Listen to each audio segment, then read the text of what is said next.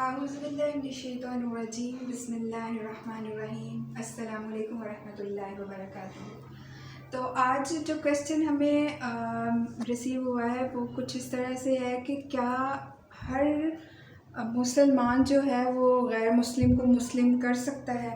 Means کہ اس کے لیے یہ ہے کہ کسی آپ قاری مولوی کے پاس جائیں یا پھر کسی مفتی کے پاس جائیں، یہ ضروری ہے؟ یا کوئی بھی مسلمان جو ہے وہ یہ فریضہ سر انجام دے سکتا ہے کہ کسی بھی غیر مسلم کو جو ہے وہ مسلم کر سکے؟ تو جی جناب، اس کا جواب یہ ہے کہ ہر مسلمان کسی بھی غیر مسلم کو مسلم کر سکتا ہے۔ وہ اس طرح سے کہ کلمہ شہادت پڑھا دیا جائے اسے، اور دوسرا یہ کیا جائے کہ جس کفر میں وہ مبتلا تھا، جس گناہ میں، اس سے وہ توبہ کر لے۔ آپ اسے بولیں اس سے توبہ کر لے،